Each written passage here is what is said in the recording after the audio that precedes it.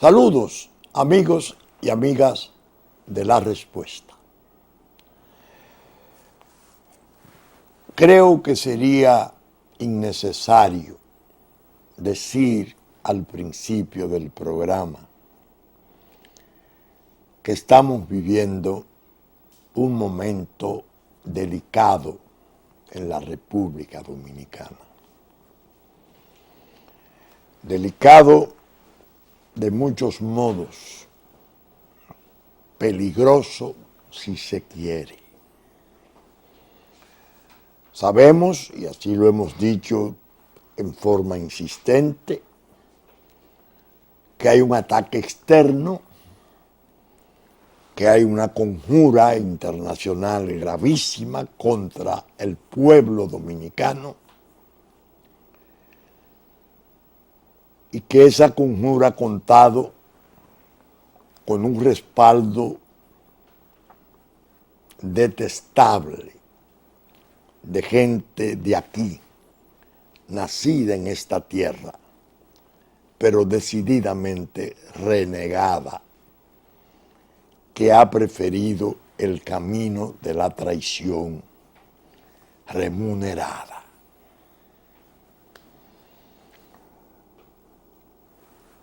Eso lo estamos viendo desde hace 20 meses con mayor claridad.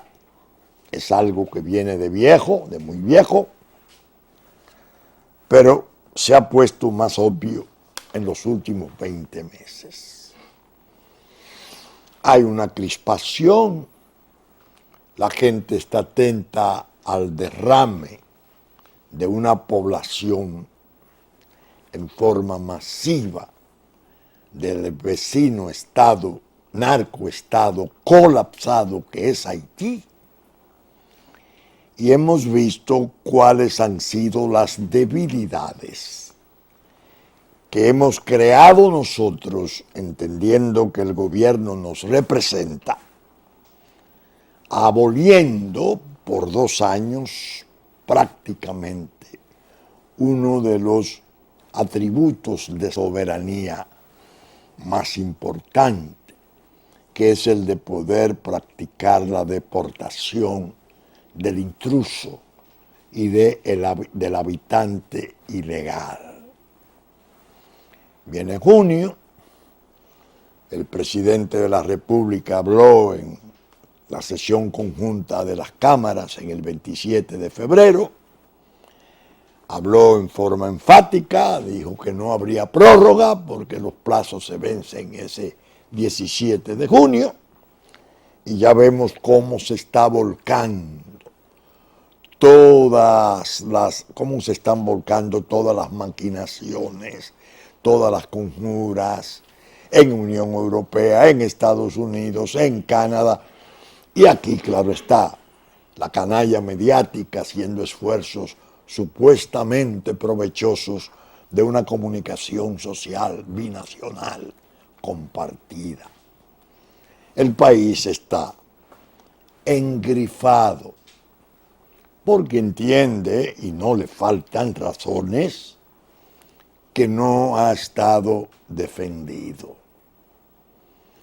que sus hombres fundamentales, especialmente el presidente de la República, no ha hecho una defensa eficaz, ni de la integridad de su territorio por consentir una frontera prácticamente abierta, ni en la frontera jurídica.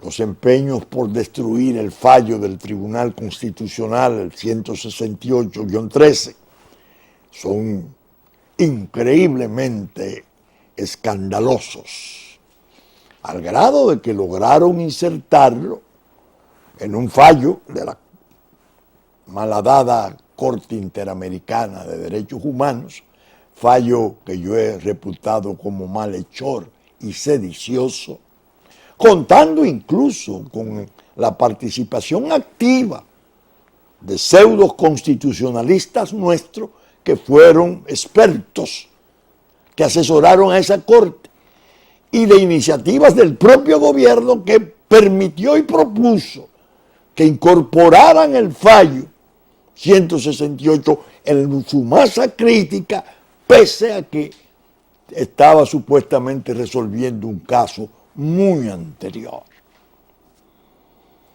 Se espera con atención crispada lo que va a ocurrir. Ya han comenzado a hablar y a escribir algunos de los pseudotécnicos, estos constitucionalistas de artificio que andan por ahí, hablando del poder de la Asamblea Nacional.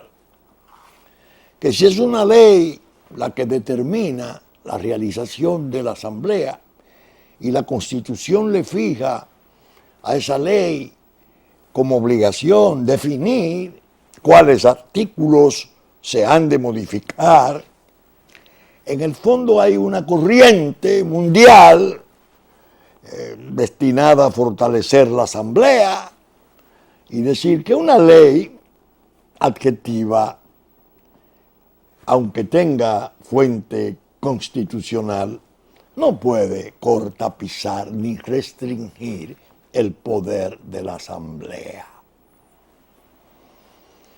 Eso ha llevado a muchos a pensar que este esfuerzo que el presidente Medina ha consentido y propiciado, vamos a decirlo con toda honestidad, como lo pensamos, ya, de modificar la Constitución en términos arbitrarios, inconstitucionales, reputando la ley de convocatoria como ley ordinaria, olvidándose totalmente de lo que son las leyes orgánicas y de la importancia de esta, que no puede ser ni siquiera vetada por el Ejecutivo, y que para poderla proponer tiene que ser un tercio de la Cámara quien pueda hacerlo.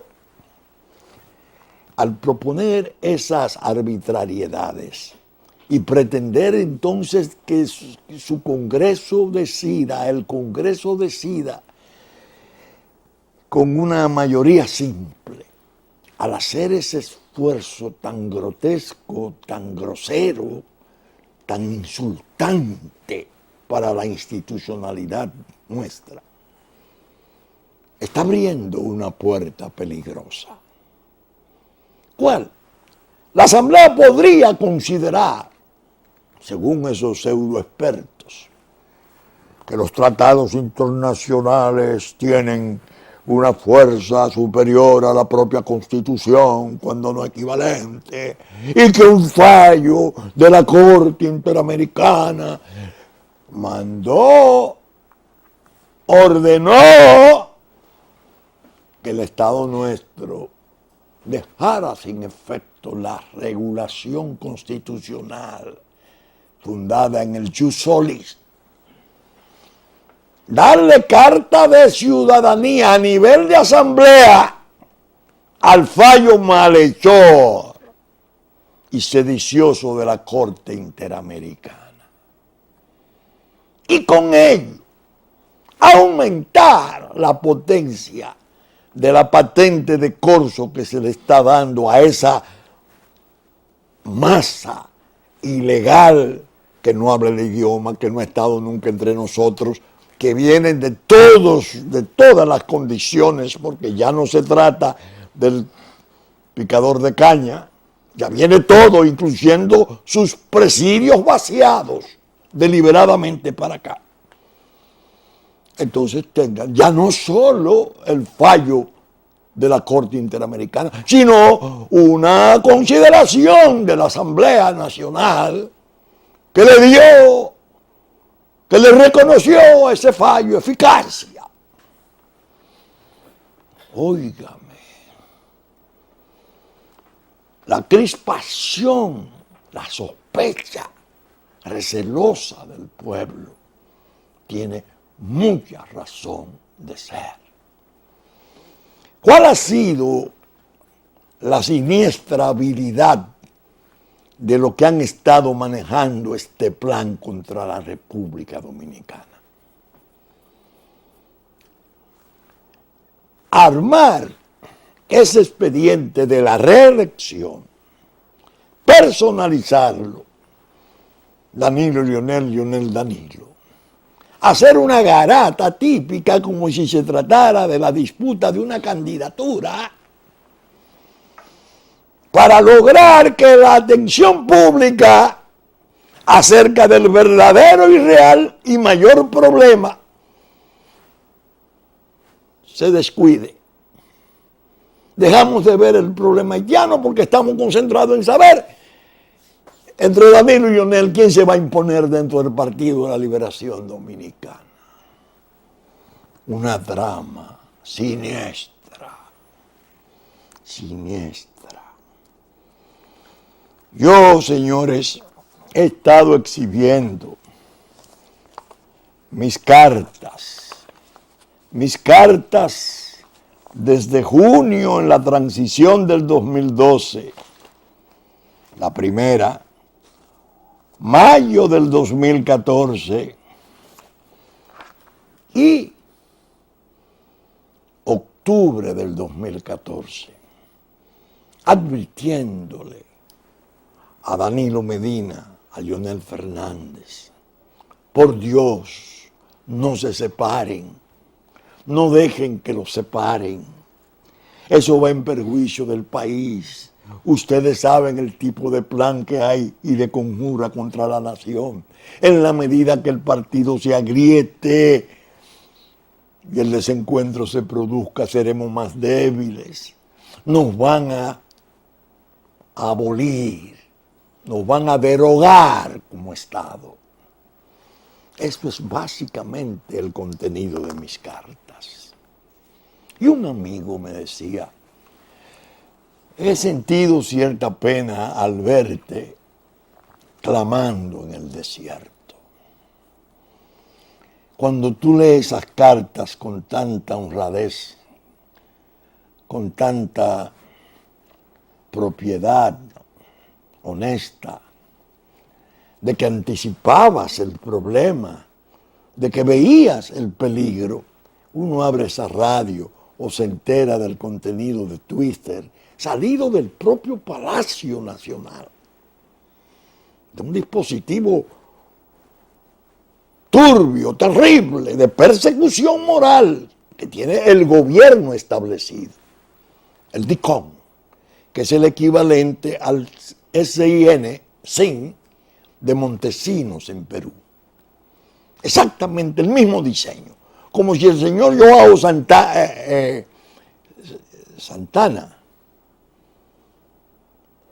el señor Joao Santana, el brasileño que ahora ha aparecido en Brasil, implicado en un problema de lavado de activos de 16 millones de dólares, girado desde aquí, estuviera copiando el dispositivo de Montesinos en Perú, que llegó a hacer suicidar jueces de la Corte Suprema, que a base de intrigas y de decir las mayores bajezas, a través ya de estos medios tan desconsiderados, anónimos, pero poderosísimos para dañar, están llevando esa campaña. Y el país está inquieto. Pero yo decía que ese amigo, cuando se lamentaba de oírme clamar en el desierto, me puso a hacer una diligencia en mis archivos. Porque yo dije, señores, yo vengo hablando de la ventaja de la unidad desde mucho antes. Es decir, yo no le estoy improvisando en medio de un proceso político en junio del 2012, un presidente que sale, un presidente que entra. Yo no ando buscando defensa del presidente que sale, que va a ser perseguido por el presidente que entra. O en su nombre se le va a perseguir en una forma inmisericordia. No. Yo vengo hablando de la unidad de mucho antes. Y efectivamente, el 9 de noviembre del año 2006, ¿ustedes oyeron la fecha? 2006, noviembre. en este noviembre va a cumplir ese artículo aparecido en el Listín Diario 9 años, titulado Las conveniencias del país. Oigan esto, lo escribí desde Boston, me estaba en un chequeo médico, cuando alguien me dice que el ministro de la presidencia, el más importante ministro del gobierno de Leonel Fernández, Danilo Medina, se apartaba del gobierno, me preocupé. Y me dije, pero se están volviendo locos los muchachos, una expresión que usé. Y le escribí este artículo, lo mandé al listín, porque el presidente Medina había dicho que él solo se retiraba a reflexionar sobre las conveniencias del país. Por eso yo puse las conveniencias del país en el título de mi artículo. Oigan lo que dije hace 9 años. Cuando el conocimiento va de la mano de las vivencias, las vivencias, ofrecen dificultades para describirlas o transmitirlas. No es fácil alcanzar la comprensión de los otros, de cosas que se han aprendido, vivido y sentido muchas veces en las profundidades recónditas del espíritu. En política es acentuadamente más difícil porque ella ha sido convertida en una enmarañada selva de simulaciones y disimulaciones. De consiguiente, como la sinceridad está condenada a una ausencia perpetua, afirmar algo serio en política puede resultar entretenimiento de tontos. Danilo se va del gobierno. Advierte que habrá de meditar acerca de las conveniencias del país, no sin antes afirmar que cumplió su compromiso con el gobierno. Es su derecho hacerlo. Y podría parecer que esto hace inobjetable su decisión. Sin embargo, si bien en el orden personal es impecable su determinación, la de Danilo, no resulta necesariamente así en el orden social y político. Bastaría para probar esto preguntarle al propio Danilo si entre las conveniencias del país no figura la crucial cohesión que se precisa para salir de la oscura hondonada de crisis en que viniera a caer el país luego de una desastrosa experiencia de poder. Poniéndolo de otro modo, se podría decir que Danilo debió ser el presidente del año 2000, siempre que no se hubiese resquebrajado el Frente Patriótico aquel que se erigiera en el año 1996 como un muro insalvable, particularmente frente a los designios del poder extranjero, que había hecho una exhibición descarnada y dura de injerencia al brindarle apoyo a la opción de poder que creyó más conveniente para el país. Ese es uno de los problemas que ofrecen las conveniencias del país, pues también el poder extranjero, cuando se anima en la intromisión, traza pautas de conveniencias. En el principio de los 90, por ejemplo, con motivo de la tragedia institucional de Haití, habían derrocado a Aristide, se exploró severamente la posibilidad de establecer 19 campamentos de refugiados de 20.000 habitantes cada uno, en lo que parecía ser un intento misericordioso de Naciones Unidas de albergar parte de la desdicha vecina en una filosa versión de asilo territorial. El presidente Balaguer se opuso con firmeza y tenacidad. Desde luego, pagó un alto precio que condujo al estupro de la Constitución al cercenar el periodo presidencial hasta llevarlo a 2 años, no sin que antes se advirtieran las posiciones rígidas del poder extranjero buscando abortar el proceso electoral mismo. Fue después de esa peligrosa experiencia que sobrevino el Frente Patriótico y todos vimos concurrir a los 2 líderes mayores de la República, Balaguer y Juan Bosch, a levantar las manos de un joven brillante, pero considerablemente desconocido. Así nacía su buena estrella, al menos fue lo que el ánimo público percibió.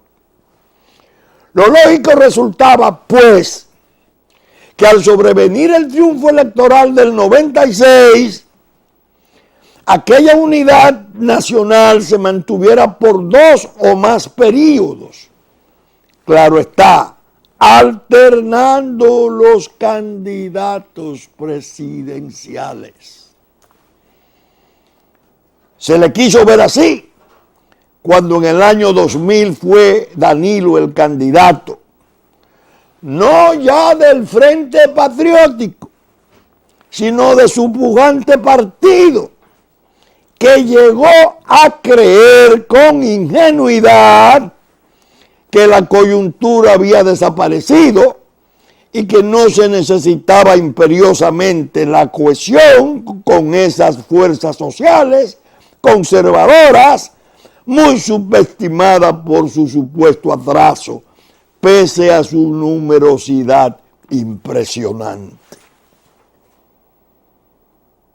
Dejaron infiltrar y romper el Frente Patriótico y esto condujo a un 98 con elecciones congresionales de lamentables composiciones. De ahí se desprendieron todas las fatales secuelas que conocemos por haberlas padecido tan tristemente. 8 años de desacierto, de perversidades, de tumbos de toda índole, que amenazaron convertir el país en un muladar. Del 98 al 4, al 6, que fueron las otras elecciones congresionales. En el año 2004 el país fue a votar con grima. Temía por su suerte, y especialmente las fuerzas vivas, no comprometidas en el partidarismo, se levantaron temprano para salir del oprobio. El país sabía que solo salía a medias del oprobio, a medias, pues aún quedaba el ramalazo de aquel Congreso de 29 senadores aberrantes. Vino el año 2006 y puso el país su energía prolongada para hacer caer los trastornos de gobernabilidad que se desprendían de aquel aquelarre. Para votar por Leonel Fernández le bastó mirar hacia atrás y contener las náuseas que le producía el oprobio. Ahora bien, ese mandato doble del pueblo no se dio sin exigencias, ni demandas y esperanzas. El pueblo ha guardado de todos aquellos que se comprometieron a servirle, que obren con sentido limpio y programático, no solo en cuanto a reducir la insolencia de la impunidad del oprobio, sino también en cuanto al saneamiento institucional prometido. Eso fue lo que el pueblo demandó y creo que aún espera. Ahora, cuando Danilo se va del programa y del compromiso que establecía aquel mandato popular, se agitan las tentaciones de poder de los grupos insaciables. Se regodea la impunidad y lo que es peor aún es con las propias riquezas malavidas del peculado y de la droga con que amenazan volver para padecimiento de un pueblo que supo apurar de sus destinos y barbaridades. Hablar pues hoy de las conveniencias del país sin hacer ese ejercicio de reflexión puede ser un gesto aventurado que el pueblo no merece. Me resisto a pensar que lo que realmente puede estar en curso es que prosigamos enredados en las sórdidas pendencias del sectarismo y de los particularismos que podrían invocar toda la legitimidad del mundo para hacer irreprochable la conducta de grupos, pero que una vez pasaren a ser contrastadas con los balances y resultados de la nación como tal, se convertirían en penosas deserciones de deberes fundamentales con el ser permanente que es el pueblo. Expresé al principio que me sería difícil convencer a muchos de la sinceridad de mis vivencias y preocupaciones. Me salve el hecho de estar acostumbrado a hablar en soledad. Lo único que me queda como consuelo, no obstante, es que podría invitar al lector a medir todos los daños producidos por todos los gobiernos nacionales, cuáles han sido mayores y más amenazadoramente perdurables, desde la deuda externa desfalcaria hasta los abismos del narcotráfico alentado de forma inconcebible. ¿Se pudo evitar eso? Claro que sí, con Danilo presidente en el 2000, pero no se pudo. ¿Por qué? Porque se arruinó la cohesión del Frente Patriótico por acción u omisión de muchos que no tendrán cómo pagar tal responsabilidad frente a la República del Porvenir. Es claro que existe un componente fantasmal en la situación presente. Decía yo en el 2006 que al ser convocado provoca la exasperación y la impaciencia de las más legítimas aspiraciones. La reelección. Ortega y Gasset en forma luminosa describió los límites y contornos del comportamiento humano, atribuyéndole a las circunstancias un papel preponderante. Viendo a Leonel Fernández sin apasionamientos, no dejo de pensar en que sus circunstancias han sido excepcionalmente favorables. Barrer eso, hacer tabla rasa de ese realismo mágico de su liderato sano, no perverso ni despótico, podría ser un ejercicio ético, principista y respetable, que aún así podría no estar entre las conveniencias del país. Sobre todo frente a los peligros de la recaída en el pantano de la ignorancia y la rapacidad de los impunes. Soy amigo de Danilo, le aprecio y le debo gratitud como él posiblemente no imagina. Ello me permite aconsejarle que incluya en sus reflexiones la posibilidad de invertir el lema del partido para que diga, servir al país para servir al partido. No hacerlo podría obedecer a una impaciencia nociva de la cual no lo creo capaz. Hace 9 años que yo escribí en el listín eso. En las guías de la respuesta comencé a examinar los temas. Increíble el llamado a la unidad. Quizás pienso que más de 100 veces en 100 programas. Increíble. Se me agotó la voz. Por eso al amigo no le faltaba razón cuando hablaba de que estoy clamando en el desierto. Sí, pienso que sí. Y eso me entristece. En la semana vi una muestra penosa. El comité central del partido le dirige una comunicación que publica en todos los diarios a los legisladores, haciéndole alusión al artículo 25 de los estatutos del PLD. 363 PLDistas firman eso. Por cierto que leyendo la lista, en el número 143 aparece Gustavo Montalvo. Qué humilde, después de ser uno de los padres de la iniciativa, firmar allá en el 143. Es posible que sea por el orden alfabético.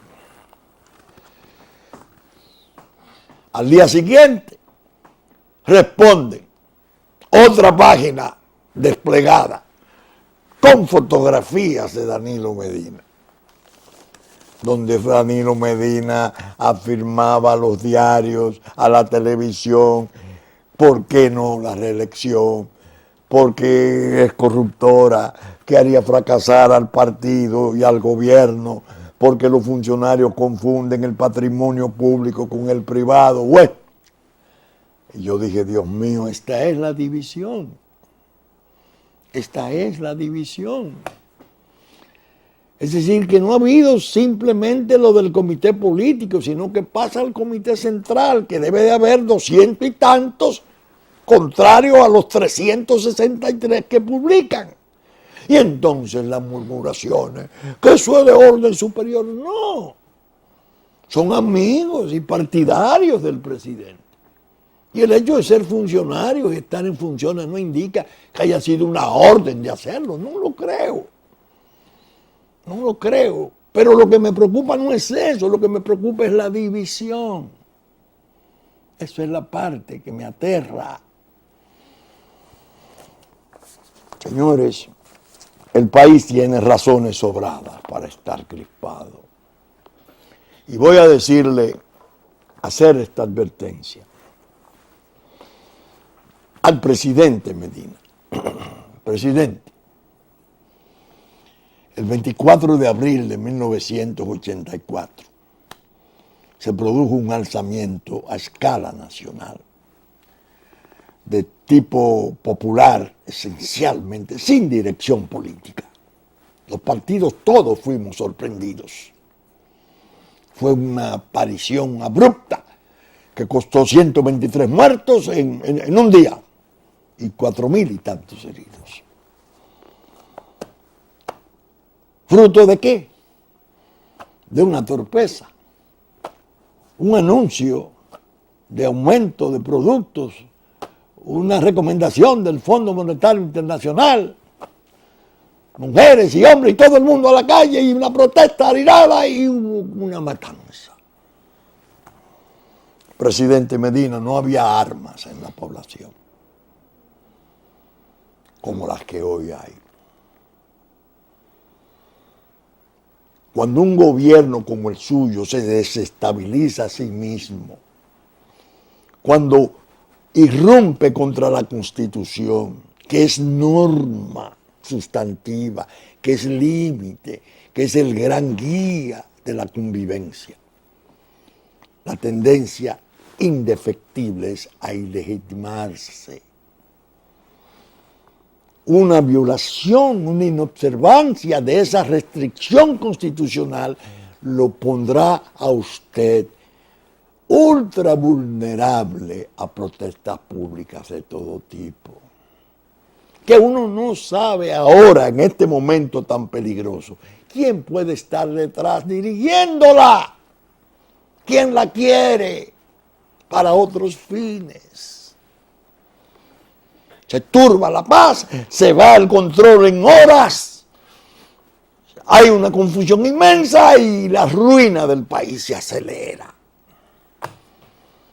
El oxígeno de todo Estado de Derecho es la paz, es el orden, el respeto a las instituciones. Desde que desde el poder se comienza a reaccionar contra disposiciones constitucionales, sin observar las exigencias de la propia Constitución, de lo que podría legitimarla, que es el referéndum aprobatorio, todas las aventuras están abiertas. Se lo digo con toda sinceridad. Y Dios ha de querer que yo no tenga razón en el vaticinio. Ahora no la quiero tener en ningún caso, porque esa es la ruina del país.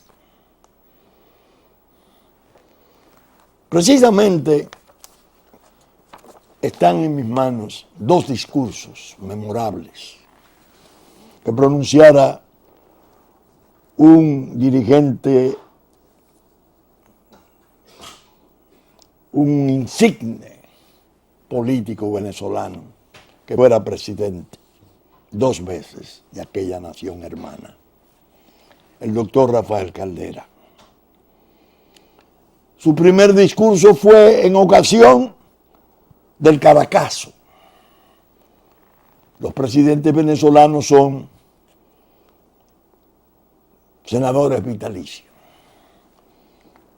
2 discursos formidables de aquel portento del pensamiento, de aquel doctrinario de la democracia cristiana, fundador del partido Copey.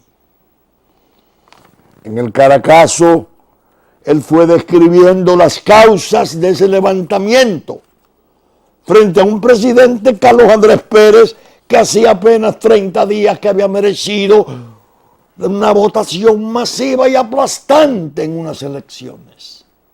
¿Cómo se volvía ese pueblo de repente contra el gobierno que había elegido en forma tan aplastante?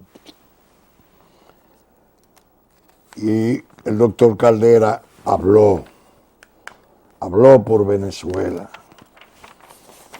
Nos duele lo ocurrido, lo económico y lo social, los técnicos y los políticos. No hay más remedio. Caminos para la solución. Venezuela, país piloto.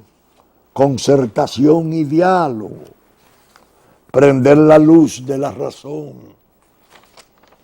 Tales fueron los títulos de aquel discurso memorable.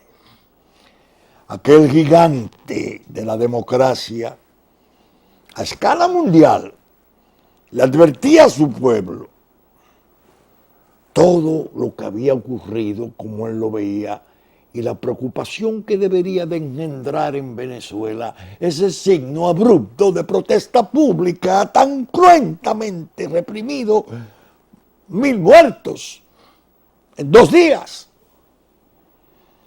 y decenas de miles de heridos. Y vuelve el doctor Caldera, ya con 86 años y 4 infartos, el 4 de febrero de 1992, a intervenir en el Senado de Venezuela. Los títulos fueron: una inmediata y urgente rectificación. Debemos darle una respuesta al pueblo.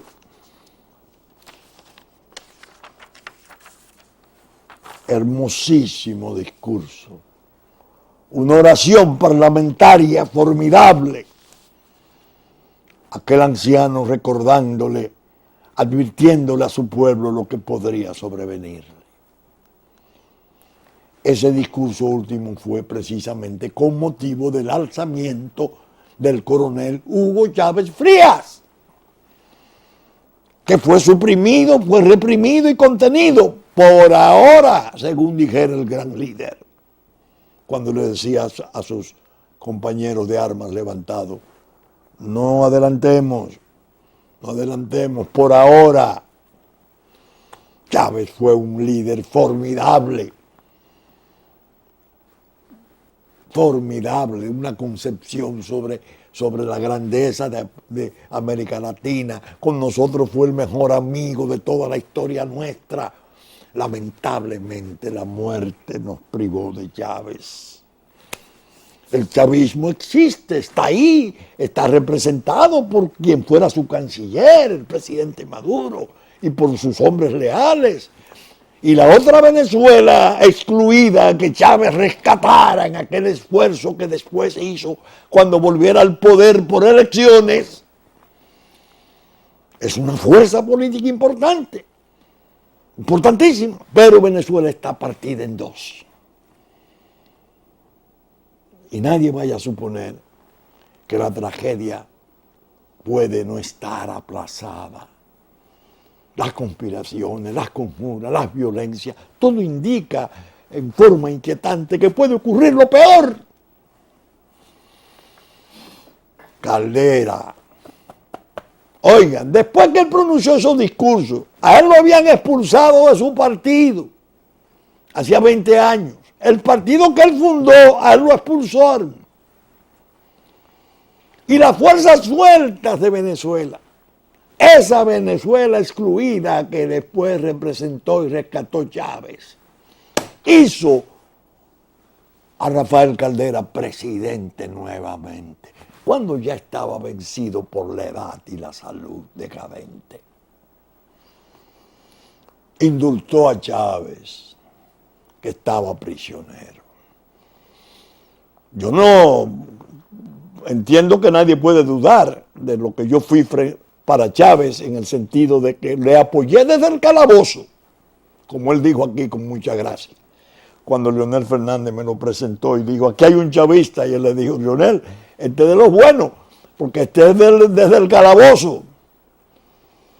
Pero está la tragedia, está planteada. Y Chávez fue un gran líder popular, ganó con una constitución y dijo: presto juramento ante esta constitución moribunda. Llega a la presidencia, deja sin efecto su triunfo, celebra nuevas elecciones y gana qué sé yo cuántas elecciones y qué sé yo cuántos referéndums. Ese era un líder. Pero ya no está entre nosotros. Este es el vacío, este es el hueco que siempre deja el liderazgo cuando se ausenta por la muerte. Entonces, yo viendo esto, los comunicados, cuántas cosas pesarosas estoy pasando. Ahí tienen ustedes un joven candidato, un magnífico ser humano, que yo le tengo un aprecio desde siempre, un verdadero activo político nuestro, Reinaldo Pared. Reinaldo, tú sabes que es una ley orgánica, tú lo decías, yo lo sé, nosotros los abogados reales lo sabemos. Sin embargo, es tal el desconcierto, el desapego, las presiones, que dice: yo me equivoqué. Y él ahora pasa a ser parte de una comisión y viola su propio reglamento, él que fue un presidente de Senado magnífico. No es posible ponerlo a ese tipo de conducta, una solidaridad malentendida. Ellos debieron de levantarse en el Congreso, él a la cabeza, a lo Caldera, y decir: no. El Congreso es la sede fundamental del poder popular. Eso no se puede hacer contra la Constitución. Eso puede abrir caminos peligrosos, de gravísimas aventuras. Eso es desestabilizarnos nosotros mismos. Y sobre todo, no sabe Reinaldo que tanto la decisión del comité político como el comunicado del comité central son nulos de pleno derecho. Lo sabe para enseñarlo. Dice el artículo 6 de la Constitución de la República: todas las personas y los órganos que ejercen potestades públicas están sujetos a la Constitución como norma suprema y fundamento del ordenamiento jurídico del Estado. Son nulos de pleno derecho toda ley, decreto, resolución, reglamento o acto contrarios a esta Constitución. ¿Qué dice el artículo 77? Composición del Congreso, en su acápite cuarto. Los y las senadoras y diputadas no están ligados por mandato imperativo. Actúan siempre con apego al sagrado deber de representación del pueblo que los eligió, ante el cual deben rendir cuentas. ¿Cómo no le dicen a esa camarilla injerta ahí del poder extranjero? ¿Cómo no advierten a ese compañero presidente que no es abogado? No se puede. Si vamos a hacer esto, hay que intentarla, legitimarla con un referéndum y conllevaría mayoría cualificada. Porque la Constitución así lo establece y no la vamos a estuprar múltiples veces. Estuprarla desde el reglamento, desde la comisión del 277, un reglamento que tiene eficacia constitucional. ¿Qué pasa? ¿Qué es lo que nos están proponiendo? ¿Saben ustedes quiénes están frotando las manos? Los soplones, sus aliados de gobierno, la gente de USAID, el poder extranjero. ¿Por qué? Porque van logrando lo que se propusieron. Dividir, arruinar, fracturar ese partido. Ese partido hay que sacarlo de poder. Y ya comienzan a hacer trabajo para alentar que una fuerza de oposición sorprendente. Claro, el 47% que votó por aquel díscolo en el 12 está ahí. Y ese 47% lo pusieron las camarillas como que era parte en una encuesta del 90% de apoyo del presidente Medina. Pero bueno, ¿hasta dónde pudieron engatusarle? Un hombre que se ha caracterizado por su astucia, por su perspicacia. Y ahora estamos. ¿Qué va a pasar? ¿Qué va a pasar? El problema es que nadie sabe qué va a pasar. Y podemos nosotros estar como estuvo España antes del estallido de la guerra civil, que uno de sus pensadores, creo que fue Ortega, que dijo en un momento, lo que pasa es que no sabemos qué pasa. Hay una incertidumbre, hay un limbo peligroso. El país está inquieto. La realidad psicosocial se va haciendo cada vez más recelosa, arisca. Está sintiendo porque lo ve en las calles, lo ve en los campos. La presencia intrusa, tremenda, arrogante ya, de aquella masa que le han lanzado encima. Y está entendiendo cada vez más que hay un plan contra la República como tal. ¿Qué va a pasar? ¿Cómo va a reaccionar? En medio de esto, el organismo electoral, que llegó a alcanzar niveles de lucimiento, diríamos, regionales, Aquí yo tuve oportunidad de oír al presidente Correa hablar de que las elecciones del Ecuador, que habían contado con la colaboración de la Junta Central Electoral de la República Dominicana en Centroamérica por igual, cae en una asfixia. Una asfixia clara, desde el presupuesto diseñado, recortándole gastos, y estamos a 12 meses de unas elecciones complejas. 4.000 cargos congresionales, municipales y presidencial. No hay fondos. ¿Qué se busca? Acogotarla, abortar el proceso, haitianizarnos en el desorden institucional, igualarnos. ¿Qué es lo que está pasando, señores? Nada. Todo el mundo sordo, todo el mundo hablando por su lado, nadie quiere admitir ni transigir, pero teniendo por eje el desconocimiento de esta Constitución, que es el error fundamental, básico, el que no se puede cometer, el que tiene incluso una historia en el mundo